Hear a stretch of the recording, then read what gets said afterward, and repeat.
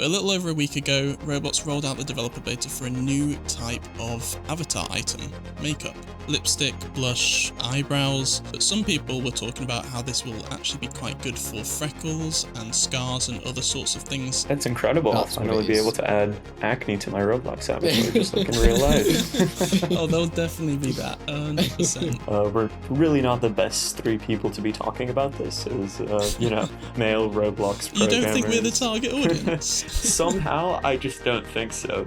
Unfortunately, I don't think there will be a full face of makeup on my avatar, personally, anytime soon. Yeah, maybe not.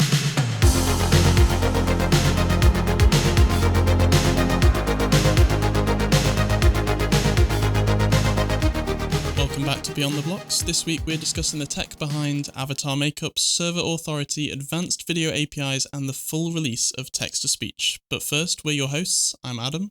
I'm Fedor. And I'm Anthony.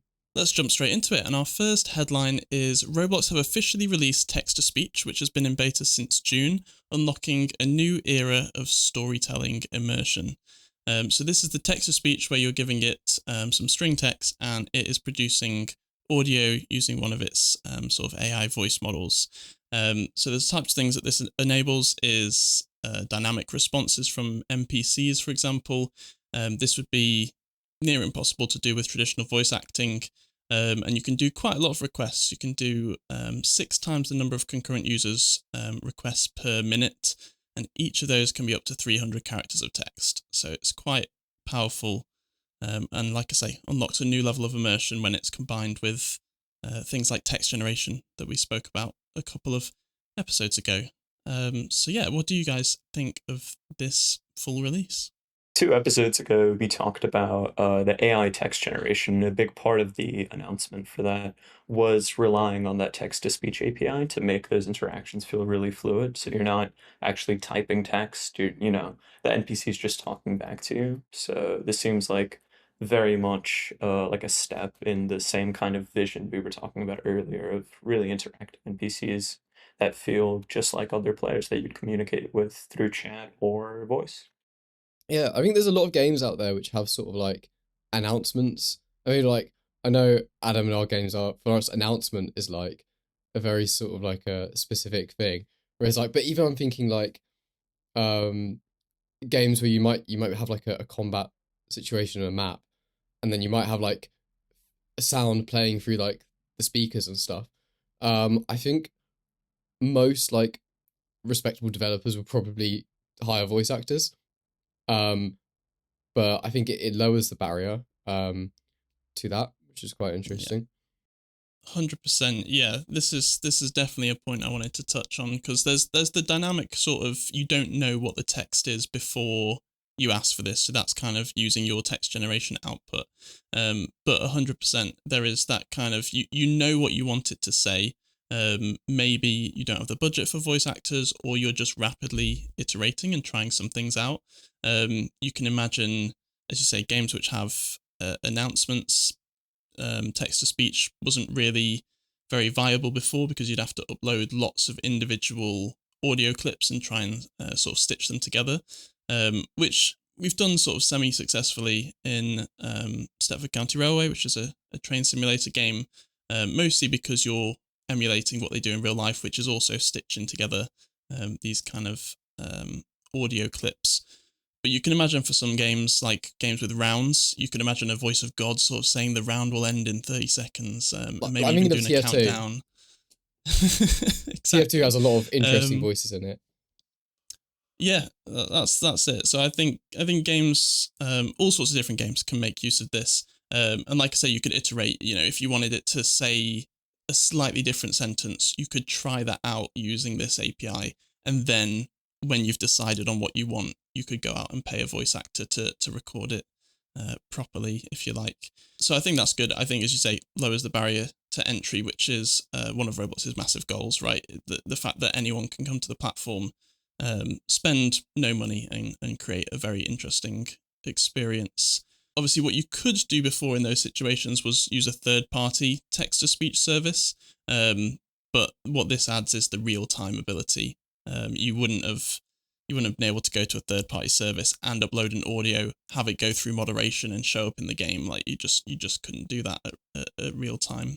So yeah, a lot of different interesting things that this could be used for. Are there any other use cases that you guys sort of think of, just as I've been describing how it Yeah, works? you mentioned different voices, and that kind of piqued my interest because looking at the announcement right now, it seems like we only have male and female versions, similar to like Siri, of like a British accent, US accent, another US accent, an Australian accent, and then a robotic voice. But what I'm really curious to see is if they have any plans to expand the selection of voices you have, or maybe even give users the ability to implement different voices.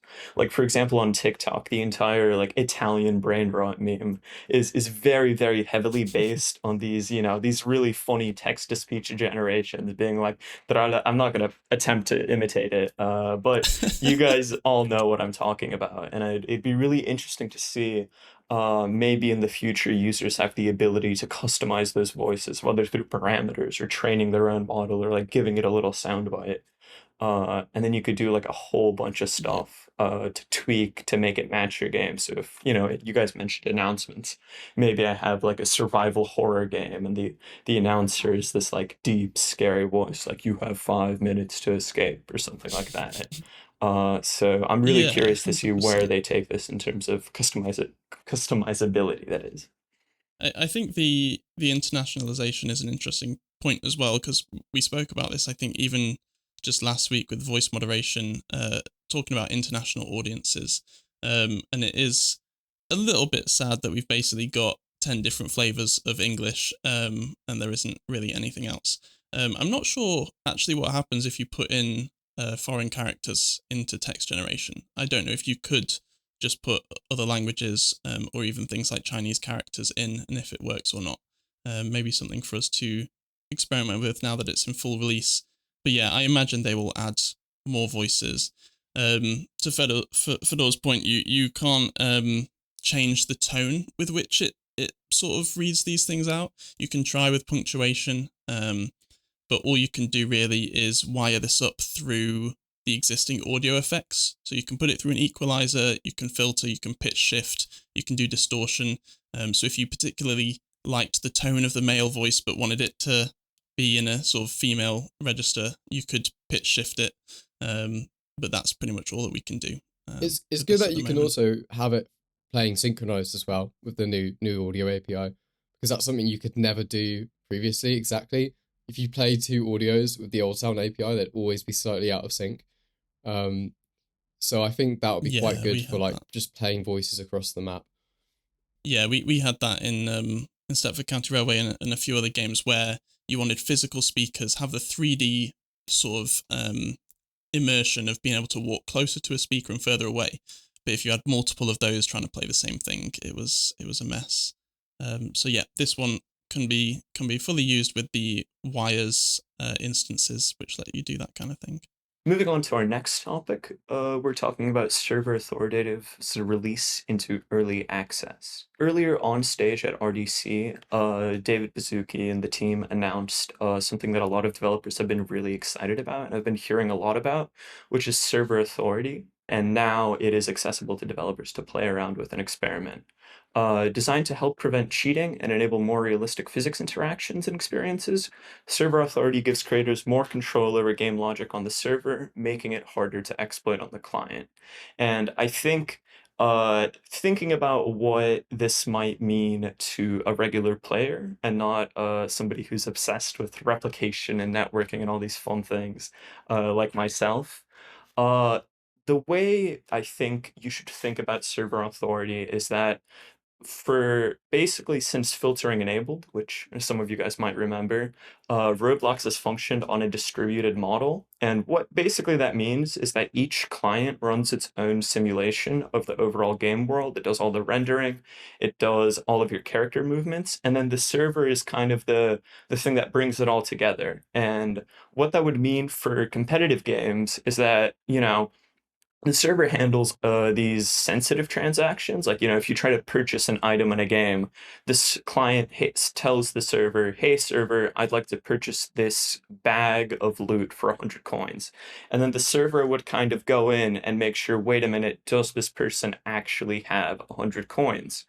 And the issue with this system is that in the past it's been very difficult to handle player movement in real time without letting the client just kind of say whatever it wants. Because if you have that server do that check on like a transaction, that's completely fine. Because when I hit press, the server takes a couple of seconds to do some logic and then sends it back to me. That's okay, because it's just a button press on like a UI element. But when you're trying to walk around with a physical world, you can't hit W, wait a couple of milliseconds, wait a couple of milliseconds, and then wait a couple of more milliseconds, and for the server to validate that you can actually move forward. So what Roblox has done is kind of just trusted the client. So the client just tells the server, hey, I'm over here. Hey, I'm over there. Hey, I've walked over there. And then the server just kind of says, okay, that looks about right. And there hasn't been that many checks, and it's been on the developer to implement those checks. And obviously, you may have kind of heard the issue there, which is the client basically can just tell the server wherever it is and however fast it's moving. And the server typically doesn't have a lot of ways to counter that, which is a massive issue for any kind of competitive game, any kind of shooter, anything like that. And server It's also where authority. like fly hacks and stuff Exactly, come from as well, yes. right? Like you can just tell it, I'm in the air I'm over in the here, and air, it just or accepts I'm, it. I'm on the roof, and the server doesn't really have a way to truly check that, because you Delete don't this want part the of the map, server. For and sure, then you just yeah. walk through it. It doesn't delete for Mhm. everyone, but because the physics are simulated on the client, you can just Exactly. walk, Yeah. delete something locally and walk through it. So, what server authoritative is aiming to accomplish is kind of setting up that model of what I outlined earlier of the server checking everything, but on the scale for movement and these kinds of things. And they've been a little bit hush hush about the actual implementation, and I'm really excited to jump into the beta and figure out how it works. But the idea is that the server controls all of your movement, all of your directional inputs, but with minimal lag. So you get the best of both worlds in the sense that the server is going to be actively checking that, people aren't flying around, they're not walking through this window behind me. But you're also going to be getting that very nice fluid interaction on the client side. So you're not waiting 2 milliseconds for every single, W key press to register. And that's really, really exciting for games where there's a lot of physics interactions. Like, for example, I have a game where people try to do like a demolition derby type thing, and they have two cars trying to collide into each other. That is something where, like, if one client's slightly out of sync with the server, that's going to be a big issue, because on one instance, it looks like you hit them. On the other client, it doesn't seem like you hit them. And also, basically, every single kind of competitive game, like Rivals or any of those other shooters, are going to be a lot less cheater prone and a lot more enjoyable for players. So, what are you guys thinking about this? I think this is a really cool feature. I think probably what's taken them so long to create this is solving that problem of, particularly if it's something that you're controlling, like a car, you want that input to have an immediate output. But how do you do that whilst also letting the server be the one in charge? As I know, particularly if we're talking about competitive sports, right? The sort of people who do esports and are very into it, they can tell if they get a monitor that has a few milliseconds of extra delay. They can tell if their mouse it has a couple of extra milliseconds, and so the round trip to the server and back is just unacceptable if that was the delay that you're waiting for. So yeah, really interested to get hands on with this and see how well they've managed to solve that problem, and how good the client side prediction of where things are going to be actually is. So, do we have any information on how they've got around the round time? So, is it just sort of like running models on both the server and the client and sort of predicting where things are going to be? So, if Adam, you have a better idea, my Yeah, very I vague. Oh yeah, sorry. I was gonna say I think exactly that, Anthony, in the sense that you do some input on the computer. I don't think you can just turn this on and it works, right? You Yeah, have to write that was code something I with this was. in Yeah. mind. So I think this also feeds into the new input contexts that came out that are a better way of handling player input and turning on and off different contexts. So Those are when already in my you're game. just walking around, yeah, exactly, they're quite handy They're on pretty their nice. own, but I think those play into this as well, because those get replicated from the client to the server. And so what happens is the client will take that input and do something with it immediately, Mm-hmm. but then the server also does those same checks and will kind of reconcile things. And if the client and the server kind of disagree, you might see it snapping to where the server thinks it should be, but that should be minimized by clients doing good prediction of where stuff is supposed to be. And I think they talked about the clients predicting other physical objects as well. So you'd have your car that you're controlling, you get immediate response, the server then checks that and potentially updates you if you're not quite where it thinks it should be. But then the other person's car, your client is also predicting where they're going to be. And so everyone's making predictions, everyone's solving it themselves, but the server gets the final word of, no, actually, they're here in the world. And then the clients will snap to where that is. That's my understanding of it anyway. Sounds like magic. But if it really can have like not increased latency, that would be incredible. But there are two sort of major questions that come to mind. Is one, will I have to rewrite my entire game to make this work? And number two, if and this has been a historic problem with lots of new Roblox features like voice chat, how's it going to scale with big servers? Because like when you get to bigger and bigger servers, Roblox just start turning things off. Like when you get above 50, they turn off voice chat just because the servers can't handle it. So yeah, sometimes when you have massive servers, like we've experimenting with high numbers, like things just stop breaking down, things get really laggy. But some games for the social aspect do need that. So it would be interesting to know if it's a feasible thing for large player servers. I can't answer your second question, but I can for sure answer your first one. And it is unfortunately going to be a resounding yes. This won't be something that's going to work out of the box, you know? That would be incredible, but it seems like Roblox engineers are engineers, not magicians.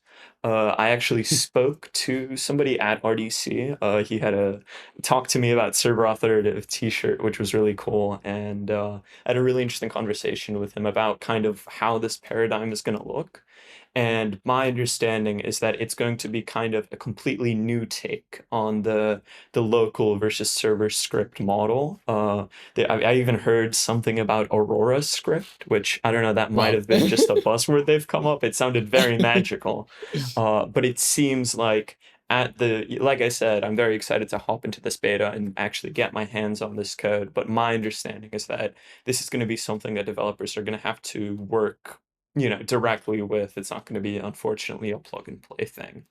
But for the developers who are going to have Sounds the kind of fun. opportunity to build around it, for example, I actually have some friends who have made a couple of really successful competitive Roblox games, and they have a really solid base of a first-person shooter game, but they've been holding off on finalizing development because they're waiting for server authoritative, because they really want to be at the forefront of this sort of new era of like hyper competitive, um, hyper like sort of low latency project games. And that's really, really exciting for me as somebody who enjoys a lot of those FPS games and who's complained about, oh, my shot totally hit him, it's just latency. It would And be it's so also cool if we something had that has made esports of Roblox. so excited. I think that's the goal, right? They're trying Compete to with bring Steam, yeah. esports. Yeah, exactly. But first person shooters is a really interesting point. I hadn't really thought too much about that. My brain goes straight to physics and sort of physical problems, but I know that some of the first person shooters that are on Roblox that do it very, very well.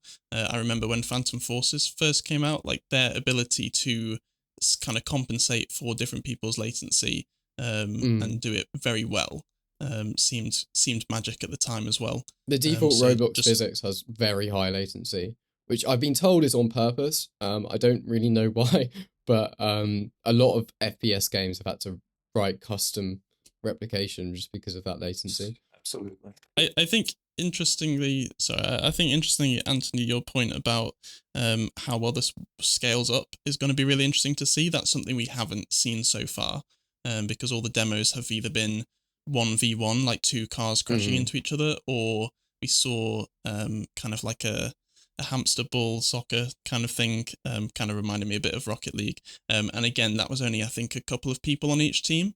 What happens when you've got 50 people that all want to collide with the same thing at the same Might need time, beefier or indeed servers. first-person shooter, Yeah, and potentially. So, yeah. speaking about scale, I think the final thing that I really wrote down here is that on a couple of the Tech Talk podcasts, they've talked about this vision of moving more and more of the traditionally in game development, the philosophy has been to hand off all of the rendering and the player model onto the client, so your client can have the most kind of instantaneous simulation, which obviously is an issue in the cases of clients abusing that privilege to exploit and fly hack or move around in ways that they shouldn't. And is also an issue for high fidelity games, for the compute of like the graphics. Like you just can't make a super realistic game if everything has to be rendered on, your phone that has 2 GB of RAM.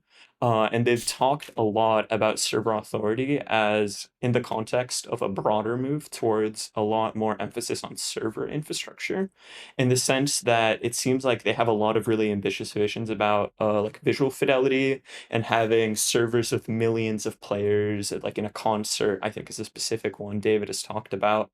And it seems like they're really, really trying to minimize latency so they can move more and more of those calculations onto the server, which would mean that instead of your tiny little Android 2 GB phone having to render the graphics and do the physical simulation and do all of this very, very complicated math, that would just be loaded off to the Roblox servers, which are way more powerful. So then you get this very nice, crisp, instantaneous version of the game, but with the high fidelity, very similar to like services like GeForce Now, which kind of like stream the game. Roblox is Mhm. trying to move a little bit closer to that while retaining some of the client, obviously, which I think is really interesting for high fidelity on the platform, and also just doing these very intensively compute difficult tasks like massive servers, incredible graphics on very low end devices. Nice. Speaking of scale, again, I believe our trivia question from last week was also about scale and some very big numbers. So I think Anthony's got the answers for us from last week. Okay, so last week's trivia question was, which Roblox game was the first to break 1 billion visits? Yes, I remember this question. I think we all had some like rough ideas of what it could be. I remember the era was there was quite a few back to back that were close. So I honestly don't know which one was the first here. Oh, it was longer ago than I thought it was as well. Really? Yeah, It there's was quite definitely. early. It was not long after I'd returned to Roblox, and we'd, I think, just finished developing Stepford County Railway, which was like a passion project at the time. And then I think we just got our first DevX paycheck through from Stepford County Railway and thought, oh, wow, Roblox can make money. Like, this could be an actual business. And then suddenly we hear, this one's hit 1 billion visits, this one's hit 1 billion visits. And it was like, oh, wow, okay, Roblox is a real gaming platform at this point. So I do remember that it was 2018 when all of this went down. So yeah, I think my guess was completely wrong. I thought Adopt Me. Maybe is that I was between too late? Adopt Me and Jailbreak. Yeah, I was I leaning think they were Jailbreak all for around sure. it. They were definitely around there. I think one of a few of the comments, or at least one of the comments, got it right. I think. Do you want to know the answer? Yes. Go for it. The answer was Meep City by Alex Neutron. Really? Meep City. Huh. I mean, that Really? game, yeah, that I can certainly remember that game being, I guess we don't think about it as much anymore as it's kind of fallen off now, but I do Yeah. remember that back in the day, that game had an incredible amount of play. Like it was like the Roblox game. And I'd imagine a lot of modern players don't even know what it is. I think it fell off more than Jailbreak and Adopt Me and some others Oh, that certainly. reached the record around a similar time. Was it paid access or was that something else? No, I don't think Meep don't City think was. so. I think you'd have done very well to get Yeah. 1 billion visits with That paid would Yeah, be access. that's That why would it be surprised me. incredible. But yeah, interesting. No, I think he's that's still good making to know. games today, isn't I don't know. I think so. Okay, so this week's question is, how long was the longest Roblox outage? And you get bonus points. I don't know what the point system is, but bonus points for when and or what the cause of the outage was. And Nice. I- Bonus point. We have no Bonus idea. points will just be us shouting you out on the podcast, I think. I think I but wow, the actually longest. do remember this one. I think I remember Okay. coming home at some point and trying to log on to Roblox and finding out that it was down, and then it was just down. Was it And like I a was like, week or oh, it'll be a something? couple of hours. And then it just did not A come week. back on. And I think I I do definitely actually remember remember multiple why. day Yeah. outages. There's definitely been multiple day ones, or ones where like it's come back briefly and then immediately entire gone weekend. down again. Definitely a weekend. I don't know if there's been any longer than that. I do remember there I being some think, epic, yeah, epic shutdowns, things breaking. absolutely. I will say, I don't know the answer to this of when the longest one was, but this last year or so, Be a lot we've better. not really had any massive outages. And I think credit to the team, given that we've broken some incredible records with Grower Garden, other experiences. Those things would have killed Roblox back in the day. You know, we were talking about Adopt Me earlier as well. I remember there was a point where every Adopt Me update took Roblox down for at least a few hours, and we're thankfully past that point, which is good news for all of us developers. I remember we Yeah. updated at the same time Grow a Garden updated one time, and it did go down for about half a day. Yeah, So, I do remember when the Grow Garden and Steal a Brain Rot were doing yeah. their like collaborative updates and their admin abuse, and I'd see those announcements, and I'm like, oh well, I guess I'm not getting any work done this weekend. And then miraculously, it seems like most of the time that the infrastructure has handled these incredible records, which is just incredible work from the infrastructure team at Roblox for sure. No, absolutely. Well, if anyone watching knows the answer to the longest Roblox outage, definitely comment that down below, as I'm not sure that any of us have an idea of what the longest was. And also the cause. We'll definitely show up a few answers on screen next episode, and shout out the closest answer to the duration. We're going to take a quick break and then we'll be back for the second half of this episode. Stick around.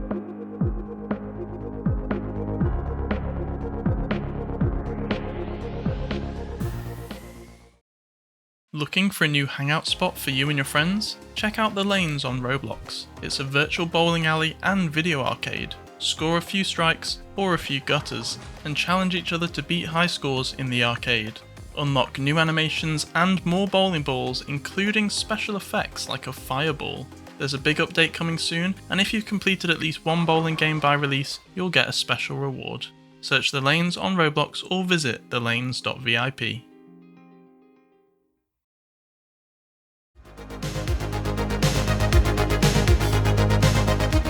Welcome back, and for the second half of this episode, we've got a couple of studio betas to run through. So these are things that have been given to developers with early access, but we can't publish them into experiences yet. So the first one I want to talk about is the Avatar Makeup beta. So a little over a week ago, Roblox rolled out the developer beta for a new type of avatar item, makeup.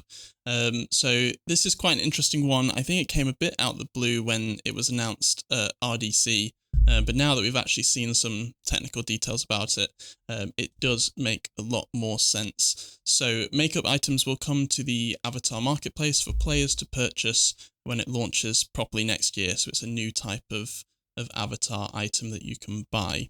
The official demos show kind of classical makeup, so lipstick, blush, eyebrows, but some people were talking about how this will actually be quite good for freckles and scars and other sorts of things that you might want to apply to faces and heads. And I guess just a quick run over of what the components are for makeup. We've got textures that you can apply to the eye region, the lips region, face/cheek region, which is basically just everything that is an eye and lips. You can add eyebrow meshes, so 3D eyebrows, and you can add eyelash meshes as well, so 3D eyelashes. So quite interesting, quite a lot more than I thought when they first announced this. Anthony, Fedor, what are your sort of first impressions of makeup on Roblox? Dress to Impress. I just thought of that. I think they'd like Yeah, this. I don't know too much about it, but I think they'd like this. absolutely. We've seen a lot of brand partnerships with beauty brands as well that have come out of games like Dress to Impress. So I'm sure that this is kind of an area of Roblox that I'm not massively aware of, which is why I think it came a bit out the blue for me at RDC. Maybe for people in that world, this was just a completely natural progression. Fedor, what do you think? Yeah, I think, like you mentioned, when it was announced at RDC, we're really not the best three people to be talking about this, as male Roblox You don't think we're the programmers. target audience? Somehow, I just don't think so, but it does feel like a very natural progression, like you said, when I think about it, because for a while I've seen some really incredible artists making entire like faces of makeup, just kind of hacking that into the existing face system, but that's really lack customizability because you can just only throw on one face. And I've seen games like, Dress to Impress implement really realistic, oh, not realistic, but really impressive looking makeup customization systems. But the ability to do so across all games as an avatar thing instead of just doing one face or a combination of like 3D accessories and a face makes a lot of sense. And while I think there's certainly going to be a lot of that kind of uncanny valley sort of thing as people navigate it, that's kind of the vibes I got from the announcement Roblox put up with the hyper realistic 3D model that I don't think people are going to be actually using it for.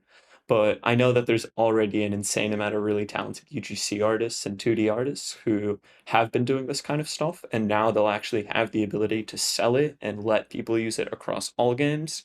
So I'm really, really excited to see what people cook up, even if, unfortunately, I don't think there will be a full face of makeup on my avatar personally anytime soon. Yeah, maybe not. Maybe some things like I don't know, scars or other things that people might end up using this for. But yeah, you touched on there the sort of the 2D artists and 3D artists. It's interesting that there's a mixture with this, that you sort of have the textures that layer up to produce that kind of 2D makeup that wrap to the face. But then the meshes in particular, I think, are really interesting. Roblox explicitly called out eyebrows and eyelashes. It's not clear at this point whether other meshes will be allowed onto the marketplace under the makeup category. Obviously, you do already have heads, you have hats, you have other avatar accessories that are already 3D. People always use But the wrong category. Oh, They're trying to oh hack yeah, it. absolutely.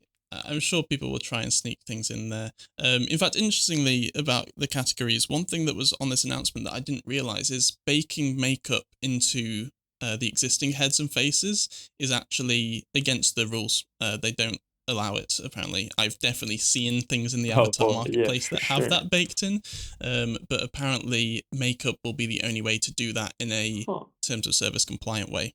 That's really interesting So because I've that's, yeah. seen Roblox official faces that do Wait. just that. So I'm not Yeah, I don't know sure. when that rule came in, but that's definitely their stance today. I mean, I have So one that's big quite question interesting. with this.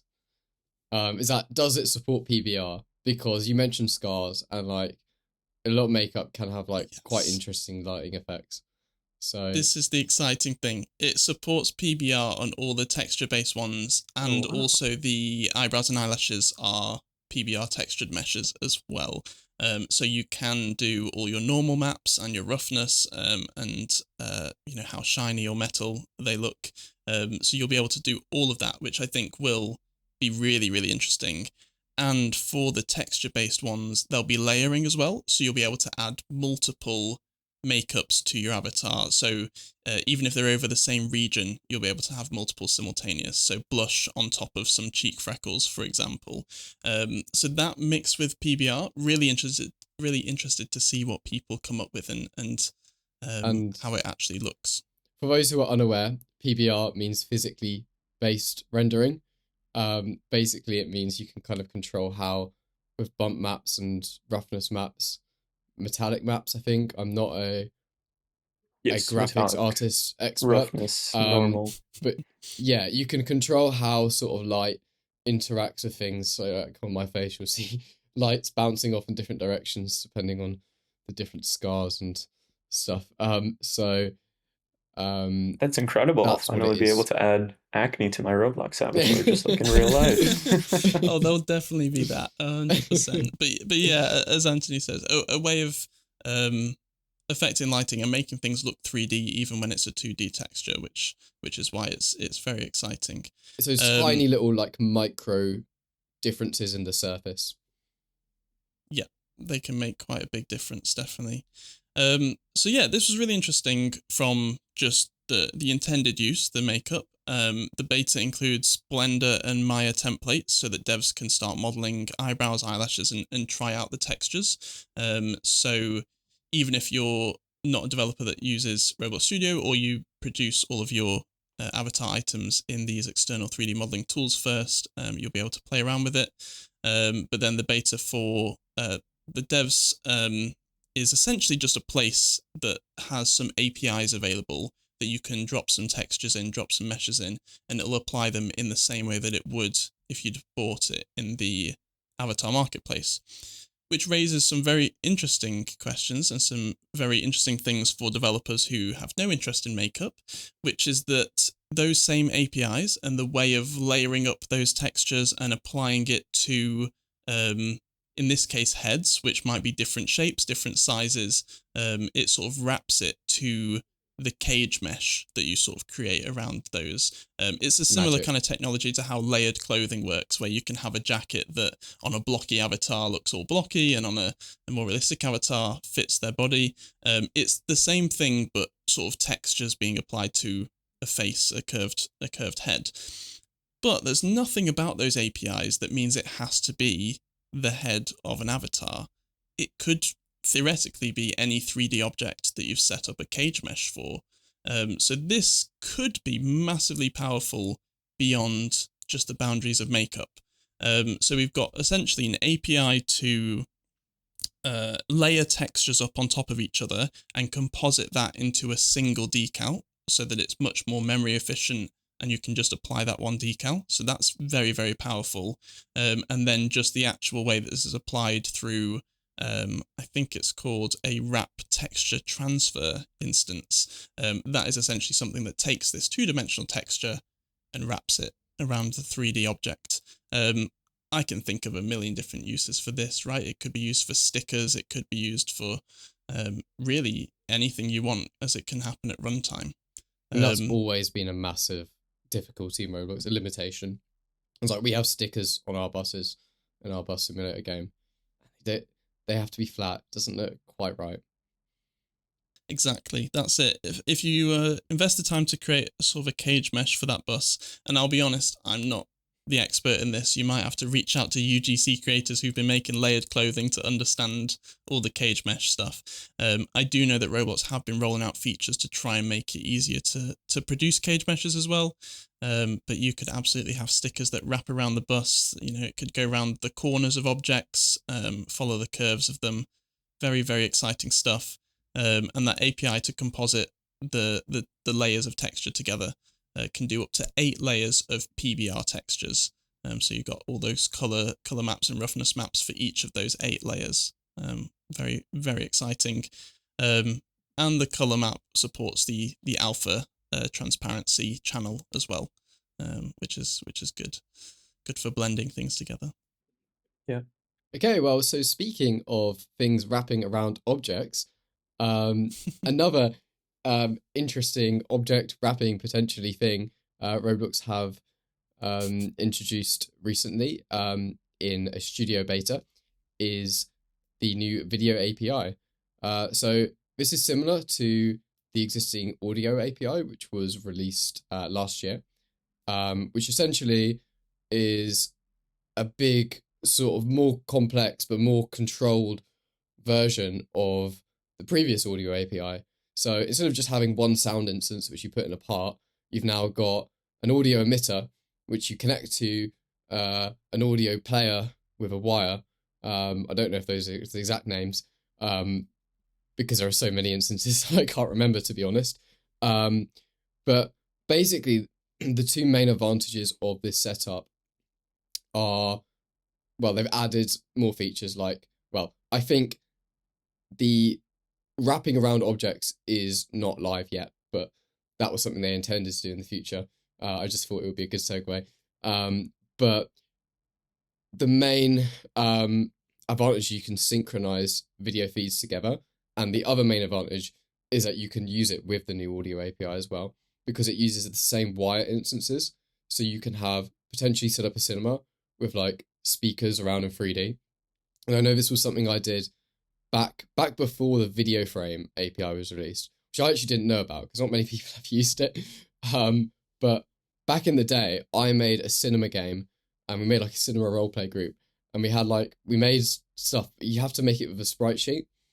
So you'd have to change. There was a property called image rect offset, and then after a while, you'd have to put a new image on there. It was a lot of work. It was an interesting technical challenge, but it looked absolutely terrible. And getting the audio to sync was impossible. That's where cinema started, isn't it? Just fast moving still images. So the fact that now video is anyway. Yeah. So the fact that now it's going to be so easy to play, not just have your audio in sync with the video, but play different videos or the same video in different places and have it be exactly in sync and have all the audio in sync and have audio in 3D is just really, really powerful. And there's lots of things that we can do with this. Definitely, the synchronization is really, really cool. That's just something you just couldn't really do. Even if you tried to make your own version of that, it just isn't very good.